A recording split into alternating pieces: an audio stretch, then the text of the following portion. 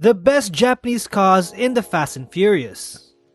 The Fast and Furious franchise did show us a lot of really cool Japanese cars. I mean, the first movie did kind of help revolutionize car culture. Well, at least the first few movies did, because they switched from street racing to basically typical Hollywood action-packed movies, but still, they still included the cars we all love and enjoy, especially the coolest Japanese cars out there.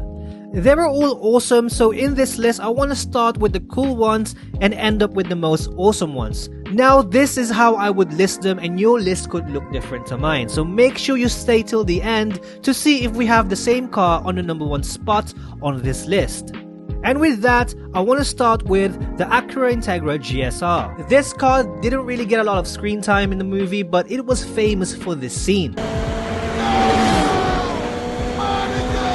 Apparently, this Integra was a 1996 model that had a slightly modified B18C1 under the bonnet, suspension upgrades, and body spec modifications. This was Edwin's car, which was played by Ja Rule. And yes, it didn't have a major role in the movie, but the Integra was one of the most popular cars in the tuner scene even to this day. The original Integra from the movie was apparently sold for close to $50,000 on eBay. 1995 R33 Nissan Skyline GTR. This one is kind of underrated, but it does deserve more attention because it did have a fair bit of screen time. Leon drove this car to Toretto's Cafe. This was the watch car for cops during races, and it led the pack when they ordered overnight parts from Japan. This particular 1995 R33 Nissan Skyline was known as the Big Bird, and according to Craig Lieberman, only one car was used because of the high cost of shipping R33s from Japan. And it might outshine Brian's hero car. Anyway, who is Craig Lieberman, you may ask? Well, he was the technical advisor for the first 2 Fast and Furious movies, and he owned multiple cars that were used in those movies. Anyway, this is one of the most iconic cars in the first movie, but that didn't stop it from getting confiscated and crushed because the owner changed its VIN number. Honda Civic EJ1. These hijacker Civics were actually some of my more favorite cars that were featured in the first movie. I mean, the black paint, neon green underglows. Fun fact, the EJ1 is actually my favorite Civic generation. I prefer it more than the EG hatch. Unpopular opinion, but yeah. Anyway, these Civics in the movie used a VIS Racing Bumper GT body kit, Veilside style combat dual deck universal spoiler, and apparently a B18 with a T66 turbo with nitrous. But in reality, according to Lieberman, there were no T66 turbos involved. No spoon engines, no nitrous oxide, no engine mods, just a $50 universal muffler. But that didn't stop it from being one of the most famous cars in the first movie. Lexus LFA. The Lexus LFA is probably one of the most rarest cars that was featured in the movie due to its limited availability. I mean, only 500 units were produced over 2 years, which makes this car extra special in my opinion. The LFA does flex Japanese tech against the world's best sports cars. I mean, with a 4.8 litre V10 that makes 552 horsepower, this car means business, and it makes sense why they featured this car in the franchise without destroying it like some of the cars in this list. Its only appearance was at the end of Fast 5 when we see Han and Giselle cruising on the highway towards Berlin. Acura NSX. Acura, which we all know Honda owns, makes awesome cars with advanced Japanese tech. The NSX is one of those cars in Acura's lineup, and being one of Mia's chosen rides makes this car special since she is a Toretto after all. It came with a 3.2 litre V6 that was capable of up to 290 horsepower at 7 to 100 RPM and 224 pound-feet of torque at 5500 RPM. So the NSX is no slouch in terms of speed or helping your convicted brother to escape a prison bus. Anyway, the NSX is one of those JDM icons that most enthusiasts can only dream of since its value keeps going up. 1971 Nissan Skyline GTR. This one was a unique one, and it was another one of Brian's cars. It only made a brief appearance when Brian and Mia went to Rio de Janeiro after Dom escaped from the prison bus in Fast 5. But that didn't make this car any less special, because this was the first Skyline model to rock that GTR badge. It also had a 2-liter dual overhead cam straight 6 engine that could easily make 160 horsepower from the factory. That was fast for a 70s sports car. This car is already a classic, and it was added to the awesome collection of cars driven by Paul Walker in the franchise, even though we only saw it for a few minutes. 2G Mitsubishi Eclipse.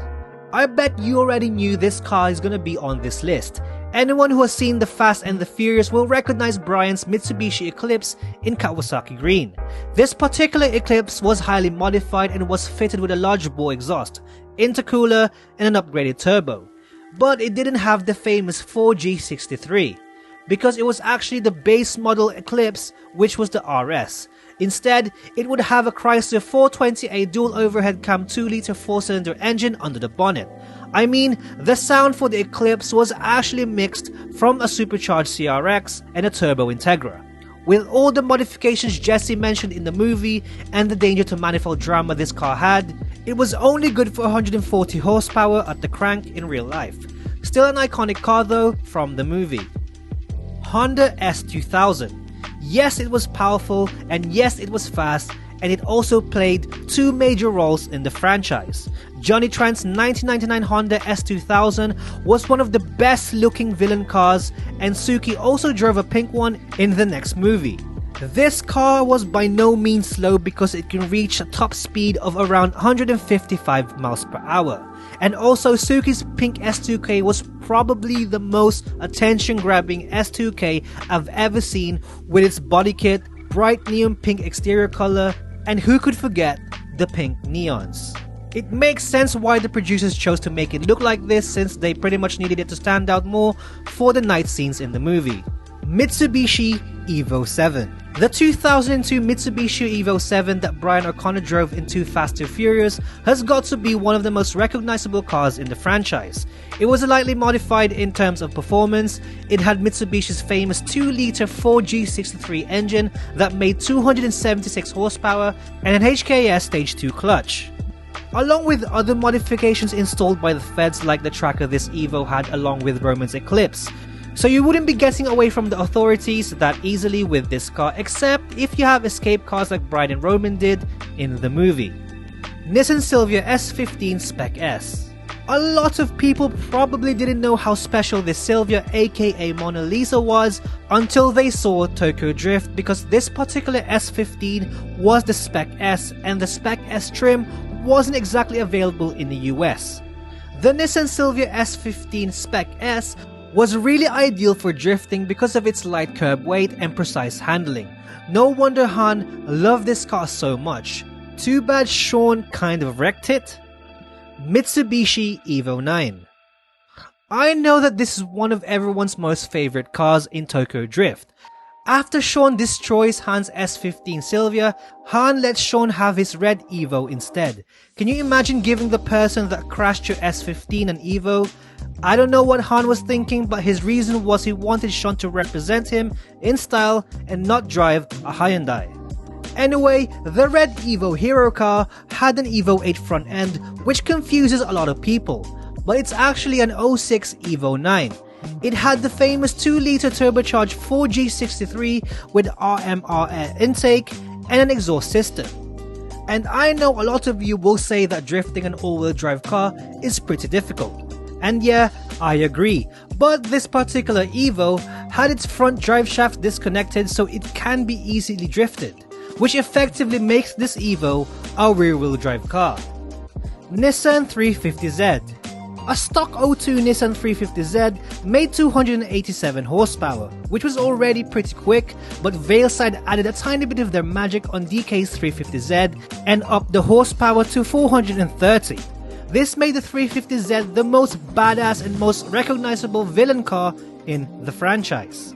You will see how this car performed during the drift scene at the car park where it slides up a ramp easily. Fun fact though, 6 DK 350Zs were totaled and destroyed during filming, but one did survive and it was listed for $133,683 on Auto Trader UK. Now, the top 3 most awesome Japanese cars that was featured in the Fast and Furious franchise. And before we get to them, I do have some honorable mentions that didn't make it on this list, but they're still pretty cool. Roman's Mitsubishi Eclipse Spider because bling bling. Mia's Honda Integra because VTEC just kicked in yo. Letty's Nissan S14 240SX because drift car that was used as a drag car. Neela's 2003 Mazda RX-8 because brap brap brap brap rotary engine. And Hector's Honda Civic EJ hatch. Now, my top 3 most awesome Japanese cars that were featured in the franchise. Veilside Mazda RX-7. Hands down my favorite car in the Tokyo Drift movie, for several reasons. 1. The Fortune Veilside body kit. 2. It was Han's car and he's one of my favorite characters in the movie. And 3. The rotary engine. No LS swaps, just pure 13B rotary goodness. I mean, just look at this thing. Just seeing one can get any enthusiast excited. It was one of the most iconic cars in Tokyo Drift. When you think of the orange Veilside Mazda RX-7, you instantly think of Tokyo Drift. That's how iconic this car is. It had modifications to the 13B rotary engine, including an HKS turbocharger and a Veilside titanium exhaust system. There were actually 9 Mazda RX-7s modified for this movie.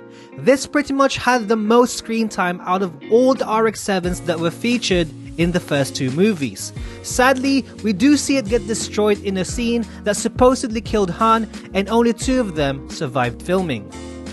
Toyota Supra Mark IV. This is probably the most popular in the Fast and Furious franchise, even though it was Brian's hero car for only 1 movie. But this is what started it all, the original 10-second car. This was the car that pretty much kickstarted the whole JDM craze outside of Japan, not just in Paul Walker himself, but to every single fan out there.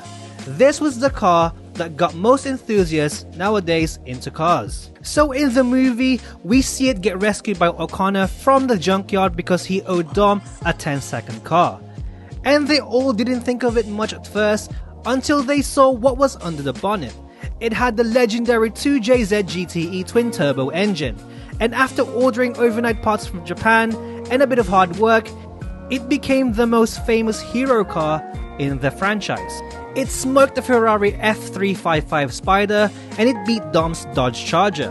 And for the final sacrifice, O'Connor hands the keys over to Dom so he could get away from the authorities, making this 10-second car the most memorable and loved out of all the cars in the franchise.